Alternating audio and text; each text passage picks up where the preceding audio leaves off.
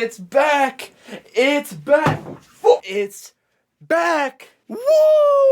Welcome to the draft ranking series. The draft season is finally back, and now it's time to rank all positional groups. I'm kicking this year's series off with the quarterbacks like normal, as they are one of the most top-heavy positional groups in this entire class. I have a few shocking rankings here, so stay tuned. But if you're new to the channel, subscribe to the channel. I'm going to have every positional group in a ranking series by the end of March. But for now, I'm Keller, and welcome to the top 10 quarterbacks of the 2024 NFL Draft. Enjoy.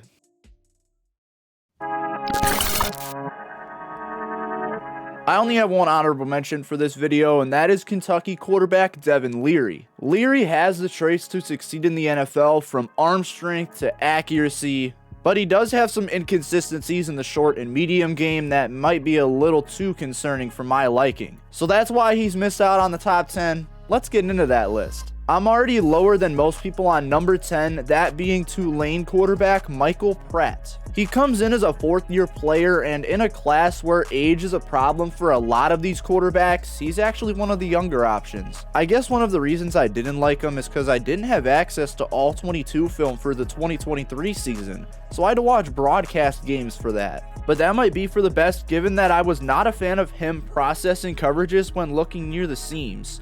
He could have had so many more picks to his total, and I think he struggles with only reading one side of the field. But he has some appealing traits, especially his great combination of poise and pocket presence.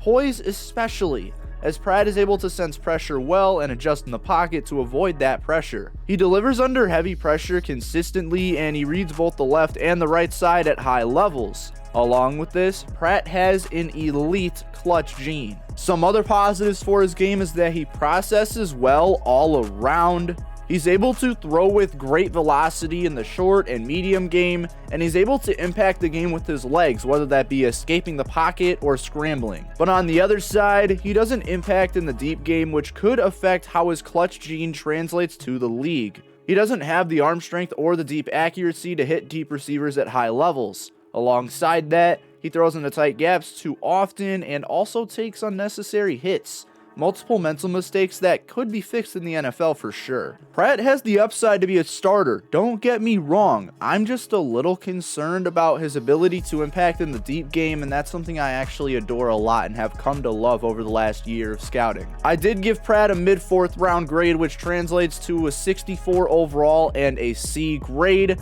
This kind of sits at around a trusty backup level kind of player. Along with that, I think he kind of reminds me of like a Jimmy Garoppolo. Moving on to number 9, I have an appealing deep passer in Tennessee's Joe Milton. I used to be higher on him, but his Senior Bowl performance pushed me away a little bit, I won't lie. So out of Tennessee, this guy actually fulfills the scheme and the things that Tennessee asks for.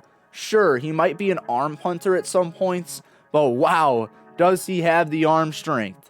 I think Milton's arm is the strongest in this class, and while that doesn't mean he has the best deep accuracy, having that strong arm is pretty crucial. Even ignoring his arm strength, Milton provides decent play both in and out of the pocket with his solid poise and actually good pocket presence. On top of all of that, his athleticism is nice and he's able to make plays as a scrambler. He's elusive in the open field, which especially for his size at 6'5", 235, that's really, really impressive. But he's not going to blow anyone away with his athleticism by any means. But he's got some concerns. Just like a bazillion other quarterbacks in this class, he is a 24-year-old rookie. He's a little inconsistent under pressure. He only started one season, and even in that one season, he didn't put up much production. That's a little concerning for a team that actually manipulates quarterback production with their scheme. He also takes a lot of unnecessary hits. But on top of all of this, his most concerning one is his processing ability.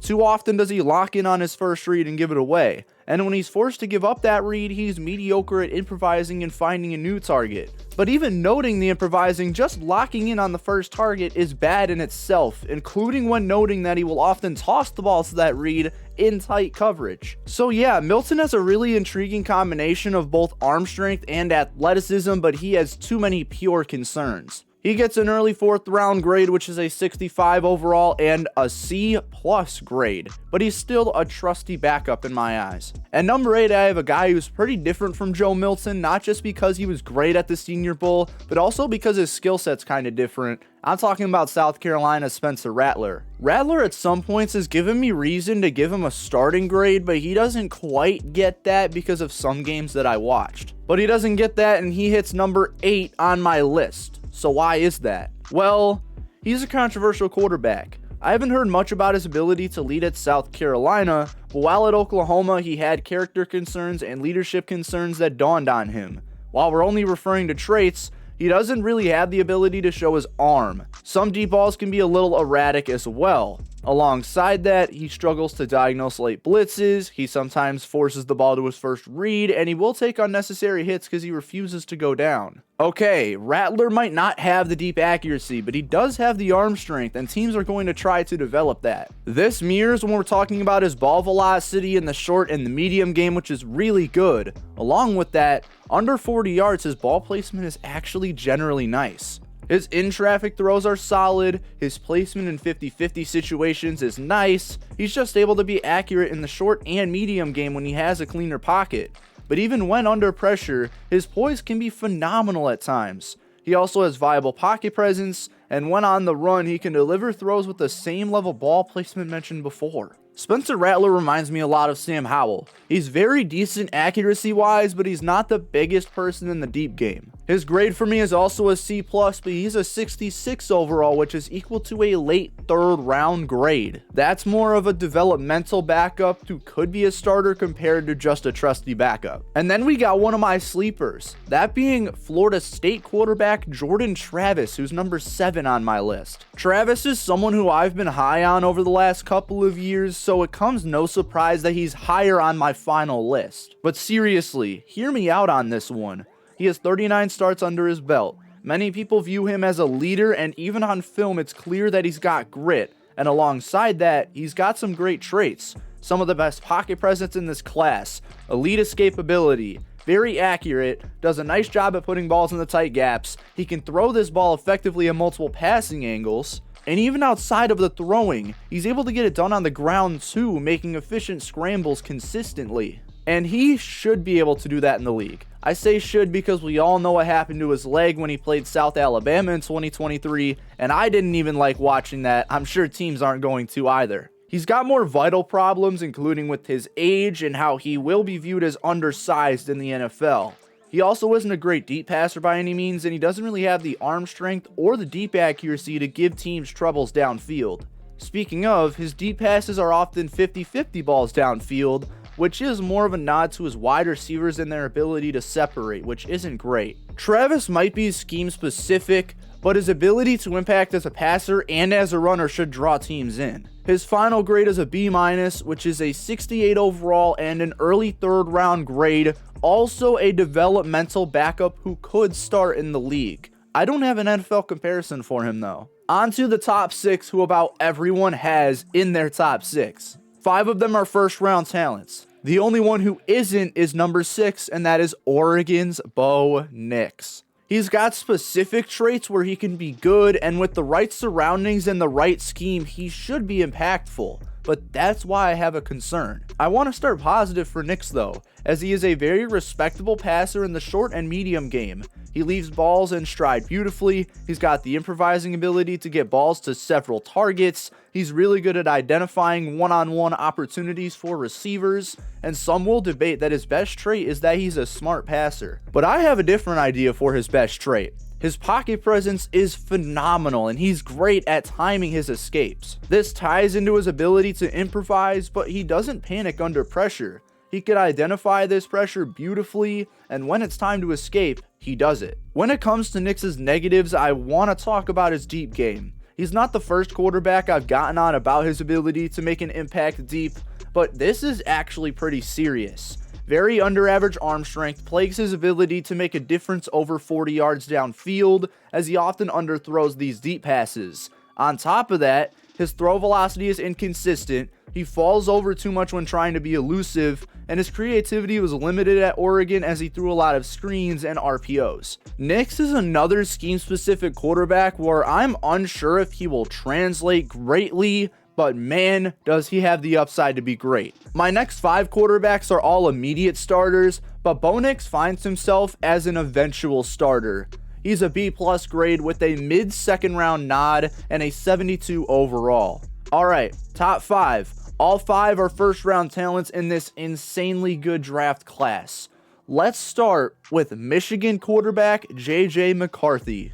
It's tough giving him a first round grade as he was utilized as a game manager in college and he didn't perform like we all wanted him to. But when you watch the film and watch it close, you'll notice that he actually has a bunch of good traits outside of his ability to manage the game well.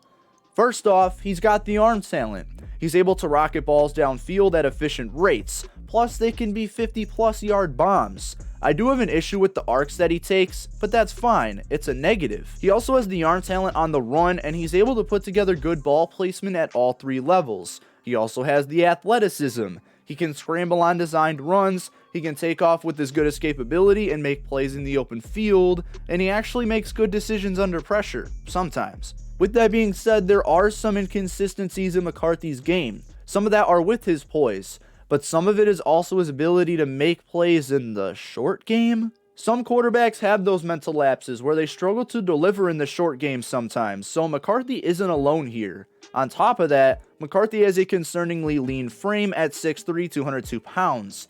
He also forces a lot of throws and isn't the smartest passer. It isn't particularly an issue where he's forcing it to his first read, he just forces it to receivers in general. So McCarthy has a lot of questions on if he will be a game manager just like he was in college, but he has the traits to expand past that. We'll see if teams respect that. He is a 76 overall first round talent, which as I said translates to immediate starter. I'm getting some Brock Purdy vibes from this guy. Alright, it's time to get controversial. I have reasons for putting this guy at number 4, but I also originally had him at number 5. So yeah, LSU's Jaden Daniels is 4. Guys, he's still first round talent, he's still high on my big board, okay? I just have some very concerning concerns. So let's start off with those. First off, he's a lean dude at 6'4", 210, but I'm hearing that he could possibly be 205. When it comes to his traits, his worst has to be his inability to read down the middle efficiently. He loves only looking down the sidelines, and that's why he'll fit better in an air raid offense that loves the deep ball, just like Washington. After that, he throws his body out there way too much. He hasn't suffered any major injury, but he takes so many big hits and just absorbs them without fixing it. Then, he leaves balls behind receivers too much, especially when he finally decides to read down the middle. You can look at the rest of the negatives on your screen, but I'm going to start talking about the positives now. He's got insanely high upside with a great combination of traits, and that combination of traits is why he's up here in the first place. He's the most athletic quarterback in this class. He's got insane top speed, great vision as a runner, extremely elusive, and he's able to manipulate blocks to get even more yardage. This dude is a running back in a lean quarterback's body. On top of that, he has some of the best deep ball ability in this class. He's got the arm strength, the accuracy, and he's able to be patient and wait for a deep opportunity to open up. Outside of these, he's got good processing ability in terms of reads. He has good all-around accuracy. I love Daniels as a prospect, but he's not good enough to be number 3 on this list like a lot of people have him. He's also a 76 overall, but he gets the nod over McCarthy. I like to compare him to a very raw passing trait kind of Lamar Jackson. Yeah, Daniels needs to develop his throwing ability a lot more. But let's move on now. As we make our way into the top 3, there are no extreme controversies. I promise you I don't have Caleb Williams or Drake May outside of the top 2. So yeah, that tells you Michael Penix Jr. out of Washington is my number 3 quarterback. And here is why. There's one trait that I love about Penix that makes me super high on him. And that's how elite his deep ball is. Arm strength, arm talent, elite balls. His deep ball placement is...